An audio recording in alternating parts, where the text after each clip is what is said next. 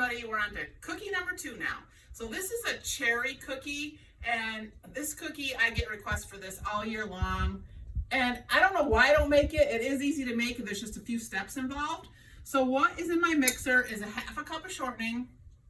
And another reason why I make this cookie all the time too is because this is dairy free.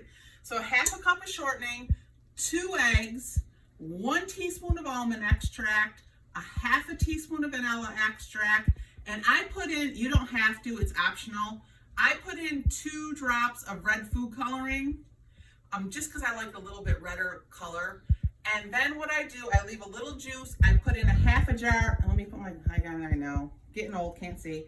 This is a 10-ounce jar of maraschino cherries. Half a jar with a little bit of juice. This is also one of my shortcuts, and I've been baking so long, so I kind of know. So half a jar of whole cherries is equal to about a half a cup chopped up. So I put them in whole, save the step. I don't have to chop them. If you have to chop them, it's a half a cup chopped. So now I'm going to put that on, put it on low. I am going to add 1.5 cups of granulated sugar. Let that go around. Speed it up just a touch now that everything is incorporating. And so what we're doing here is we're creaming the shortening, we're creaming the sugar, we're creaming the flavorings, the extracts, and we're creaming or chopping up the cherries. And I do it till it's really smooth, because you don't want, when you're eating it, the lumps of shortening, because what will happen if you don't cream it till it's smooth, when it bakes, those lumps of shortening will melt and you'll have little pockets in your cookie. So we're looking pretty good now. We're all going a little bit higher. The cherries are all chopped up. We're all creamed. We don't have the lumpiness. So now we are gonna turn down our mixer. We're going to add 4 cups of flour. And I just use all-purpose flour. And 2.5 teaspoons of baking powder. And they say pinch. I just use a salt shake and go like that. Okay. So now we are going to cream that. And this is a really, really sticky dough. And this is another one that you have to roll into a 1-inch ball. So, get out your little scoop again. So you'll see when you start making these, how sticky the dough is. So we're gonna just let that go. And this is another one. It takes about 2 minutes. So we'll be back when it's ready to scoop and show you how to scoop them and put them in the pan. Okay. Okay, now we're back to our cherry cookie. See, they're all mixed.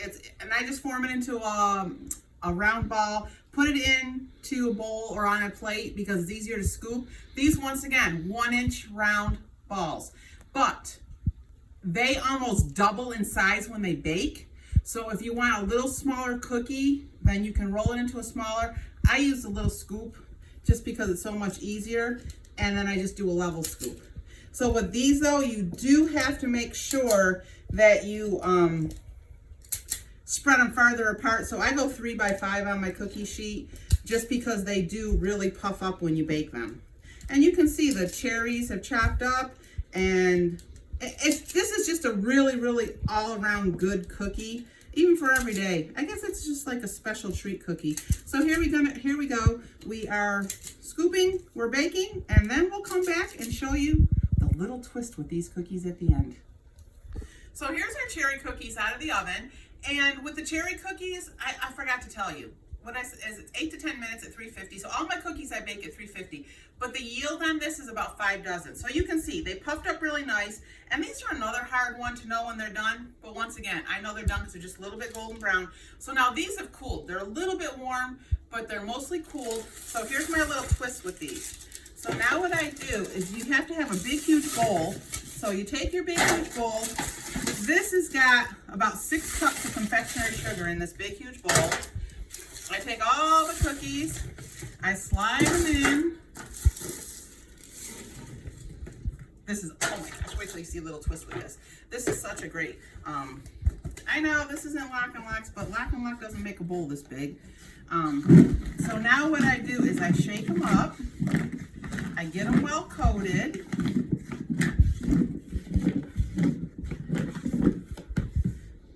And then when you open it up, you got to watch out so you don't get that puff of sugar.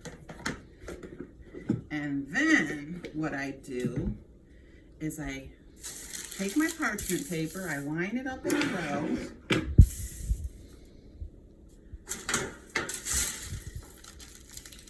I think this will take about 3 pieces. And then I put my cookies on there. Okay, now the cherry cookies. We put them in the bowl, we shook them up, and see how they're all coated with confectionery sugar? We put them, and I do this on parchment paper. I love my counter. This is my center island in my kitchen. I use this for everything. So we have them on parchment paper here, and see now you're looking at this? Okay, what are you doing with that leftover confectionery sugar? Guess what? You're gonna take your maraschino cherries, you're gonna drizzle in a little bit of juice, take a fork, that's what I use, and you're gonna mix it up. I don't know where I got these maraschino cherries, but not very red. It's kind of more like purpley. Looks like grape. And then we'll just put it a little bit. So what we're doing is we're just making a cherry glaze. So you're gonna keep going until you get the consistency of the glaze. And I love this recipe because guess what? We don't have any waste. Because what would you have done with this confectionery sugar after you shook your cookies in there? And it does have a few little cookie chunks in there. So now with this, and I'm doing it backwards. Let me just set this down for a minute. So you can see, and you want a thicker glaze. See how it's pretty thick? Because when you frost something with the confectionery sugar on it, it needs to be a little bit thicker so it will stick. And you'll see as I start spreading this what I mean by that. So I'm thinking I got the right consistency now. So now what I'm gonna do, and I've tried this a lot of ways. I've used a spatula, I've used a spoon. I have to tell you, the fork is the best way to do it. So let me just get around the whole bowl. Okay, so now we're all mixed in. So now here we go. Here's the magic. So now you take your fork, you get a little, wait, let me just put a little more juice in there. You take your fork. Oh yeah, much better. So you can see the consistency I have now. See it? So it drips. Did you see that, Brady? Okay, he's shaking his head, yes. Okay, so now take your fork, get a little scoop on there, and now, and you know what? It's gonna be hit or miss. And now you take it and see what we're doing here? We are just drizzling it over the top. And I tried spreading it before, it did not stick. So this method, for me, but maybe you can find an easier way. If you do, I would love to hear it. This for me works, and I think it makes the cookies look pretty too. And if you're doing a cookie tray, which I do, I make a lot of cookie trays for Christmas, it looks pretty on the tray. So then, you know, I just give it a little stir and keep going. So see how fast and easy that is? And it only takes a minute. So I tried, these are my favorite cookie recipes. Oops. These are my favorite cookie recipes, but I hope they become yours too. And, you know, you'll try them out every year, or, you know, one a year, or if you don't bake, maybe you can give the recipe to somebody and they'll bake it for you. All right. Thank you.